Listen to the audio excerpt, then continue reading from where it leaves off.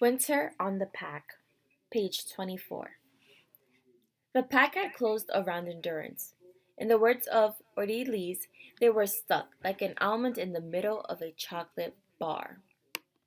With the ship locked in the ice, there really wasn't much for the crew to do. The fossical hands, the sailors were whose job it was to run the ship, had no sailing to do. Worsley had no captaining to do. But the rest of the men found ways to keep busy. Hurley climbed into the frozen rigging and took scores of photographs, amazing everyone with his fearlessness and yelling outrageous Australian curses just for fun.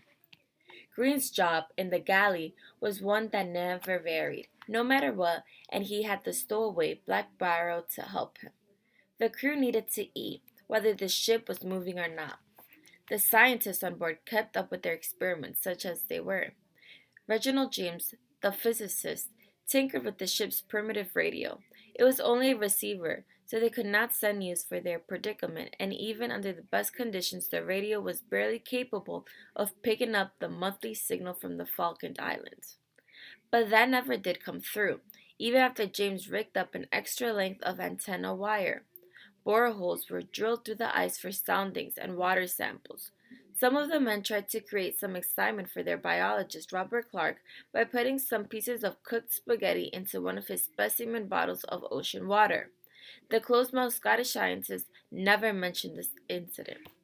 Hussey continued to make meteorological readings as the summer began to fade. On February 17, the sun dipped from the horizon at midnight for the first time. The fall was approaching and winter was rushing in right behind it. As for Shackleton, the boss feared that the Imperial Trans-Antarctic expedition was fated to spend the winter on the ship. There was almost no hope of crossing the continent this year. Making the best of things, he took apart a walking stick made of whalebone disc threaded on a metal rod and used those as poker chips. Card playing became a regular routine. Not that Shackleton had completely given up hope of escaping from the icy prison. The engines were kept stoked, and watches were set to scan the horizon for any open leads of water. If there was any chance of breaking free, the boss wanted to be ready for it, and he was burning half a ton of coal a day to keep the engines fired. But by March 16, winter on the ice seemed inevitable. Shackleton ordered the fires to be burned down. The men all knew what that meant. They were stuck until the ice broke up in the spring. They were all confident that their Norwegian-built ship with her thick hull could withstand being locked in the ice. Shackleton's only serious concern at that point was that the ship would drift far off course with the moving ice pack, causing even more delay. There was nothing to do but make the best of it and pray that they didn't die of sheer boredom. There was hunting to be done, of course. Now that the trip was delayed by a minimum of several months, the ship's stores had to be supplemented with fresh meat. In February and early March, there had been plenty of life on the ice. There were seals and penguins in every direction. By late March and early April, game was growing scarcer as the animals migrated north, fleeing the onset of Antarctic winter. Daily hunting parties brought in a large store of meat and blubber for the bitter cold ahead. It was pitifully easy to kill the seals. They had no fear of anything on land, and the men could ski or walk up the trusting animals and club them to death. Worsley manned the crow's nest with binoculars and a megaphone and a flag, searching the ice pack for seals and then shouting and pointing out the seals to the hunters. At that time, he kept a lookout for killer whales, which nosed up through cracks in the ice. In order to make the ship's food stores last as long as possible, Shackleton was determined to feed the crew on seal meat. But not everyone approved of the plan. There was some grumbling about seal being fit only for dogs, but the men soon got used to it, especially when it was served as a succulent roast with onions and potatoes. The hunters brought the big seals back to the ship on dog sleds. Without question, the dogs were the most dependable source of entertainment. Many of them lived in kennels built on deck by dour old McNeish, the carpenter. But just for fun, some of the men also constructed dogloos on the ice beside Endurance. The dogloo walls were made from blocks of ice, and the roofs were frozen boards of seal skin with snow piled on top. As the weeks went on, the men began to embellish the dogloos into architectural fantasies, adding church spires, minarets, porches, and domes. In spite of the grand accommodations, many of the dogs preferred to sleep outside their houses in the snow. Dogtown, beside the ship, was a noisy center of activity in the middle of a frozen sea, littered with seal bones and dog droppings. There were 6 dog teams for the overland journey to be made once endurance got underway again. The drivers were James McElroy and Alexander Macklin, the 2 doctors, Frank Hurley, the photographer, Frank Wild, Shackleton's loyal second in command, Tom Crean, the Antarctic veteran, and George Marston, the expedition artist. The 6 drivers were ferocious in competition with each other, and when Hurley began to boast of having the fastest team, there was nothing to do but hold a race. On June 15, all hands turned out for the Great Antarctic Dog Derby, held on a course called Epsom Downs after the famous racetrack in England. Betting with chocolate and cigarettes was heavy until someone broke out some gold sovereigns, and then the wagering turned downright feverish. The frenzied yelping and barking of the dogs was brassy in the frozen air. Nearby, a band of penguins, like an audience of formally dressed opera goers, observed the proceedings. When the starter's gun was fired, the 910-pound sleds were off into the noon twilight on a 700-yard course with loud shouts of mush, gee, ha from the drivers. As the aurora australis flickered overhead, Wild came in a dog's whiskers ahead of Hurley, with a time of 2 minutes and 9 seconds. Groans of dismay and yells of triumph accompanied the exchange of loot, and it wasn't only among the men that the competition was so hot. In spite of their regular sledging practice and exercise, the dogs themselves were still semi-wild beasts, and dogfights broke out constantly. Bites to dogs and men were common. Dr. Macklin developed a unique style of breaking up these fights. He simply punched the fighters in the head with his heavy mittened fist. 1 or 2 blows was generally enough to stop the fighters yelping into their dogloos. If the dogs spotted a penguin while on a sledging run, they would chase after in spite of a furious yells from the drivers. The waddling penguins didn't stand a chance against the dogs. Under Shackleton's leadership, fighting never broke out among the men. Even though they weren't exactly cut out to be buddies, the Fossicle hands were worlds apart from the university scientists, for instance. Many of the personalities of the men wouldn't have meshed even under the best circumstances, let alone cooped up on a ship with nothing to do and nowhere to go. The men couldn't go anywhere, but in fact, the ship was moving. Ever since becoming stuck in the ice, the ship had been steadily drifting north with the pack. The whole ice pack was moving in a clockwise direction, sweeping west and north with the current up along the Antarctic Peninsula. Whenever Worsley could get a good sighting from the sun or the stars, he calculated the ship's position on the charts.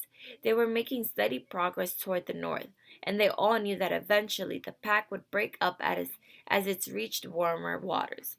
If they could just be patient, they knew they'd get out of this jam. The boss found ways of maintaining a routine in order to keep the crew from going crazy with cabin fever. Each week, every member of the crew, including dogs, was weighed and measured to see that no one was losing weight or eating too much. One night, surveying the bearded, shaggy castaways around him, Shackleton ordered haircuts for all. Worsley described the event. Rickenson gloating seizes the clippers and plies them till not a vestige of hair longer than a bristle is left, and his victim looked like one of the Roman emperors. We all get clipped to a man and look like a group of convicts. The amateur barber seizes his victim with the air of the man about to do a mighty deed. He brandishes the clippers aloft. They descend, and a yell of protest arises from the unfortunate objects of his attentions. And now, all looks so irresistibly quaint, comical, or criminal that the camera is called in to perpetuate this evening and to cure us, where necessary, of conceit of our personal appearances.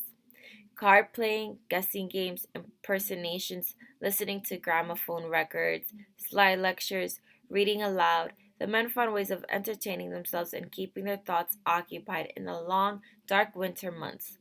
Worsley gave a lecture on New Zealand and taught several volunteers the Maori war dance, the haka.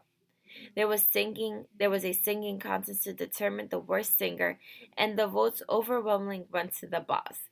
They even held mock trials, such as the one where Worsley was accused of stealing a trouser button from the offering plate of a Presbyterian church. The skipper was found guilty, of course, much to the delight of the Fossicle hands. Arguments arose from the FAF's the Fresh Air Friends, who wanted a hatch open, and the refugees, the fetid underground, who argued against letting out the heat. On June 18, Dr. McRoy suddenly discovered that he had brought his dice along, and betting with the Rattlers became a popular game. Every Saturday night in the Ritz, as the common room of the ship was known, a ration of grog was issued to all hands. The toast, as always, was, "To our sweethearts and wives, may they never meet." Shackleton made sure that the ship's routine was always followed. Breakfast was usually consisted of porridge, cocoa, or tea. Bread, butter, and jam was served at 9 in the morning. Lunch of soup, bread and jam, and cocoa was at 1 p.m. Tea was at 4, and dinner, the most substantial meal of the day, was at 6. In between meals, there was ship chores to do, such as cleaning the decks and common rooms, bringing ice on board to melt into drinking water, or rubbing the ice sprouts off of 2 tons of potatoes stored in the hold. Some of the men looked for any chance to leave their close quarters in spite of the bitter cold.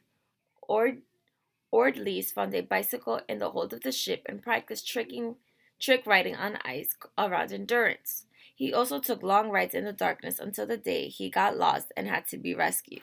Shackleton told Ordleys in no uncertain terms that his bike riding days were over. Hurley took advantage of the light whenever possible to take photographs out on the ice. No matter how many odd jobs or errands the crew dreamed up, however, one fact remained. There was usually nothing to do on the frozen ship but wait. Some of the dogs had begun ailing, and this caused a great deal of anxiety for the drivers. After 14 dogs had died, Doctors Macklin and McRoy performed autopsies and discovered that many of the dogs had worms. The ship's stores did not include the proper medication. Several litter of puppies promised to bring the number of dogs back up. However, and the men made pets of the new pups, carrying them into their pockets and taking them aboard as passengers on sled runs. Tom Crean made a miniature sled for his puppies, and Worsley described their first attempt at pulling. Crean put his 4 pups in the harness for the first time. Their howls of terror resound for miles around. They pursue a devious and uncertain course, and they flounder and puff and pan along through the snow until, to their joy, they are headed off a ship for a few minutes' drag. They hated sledge as fast as a dog team.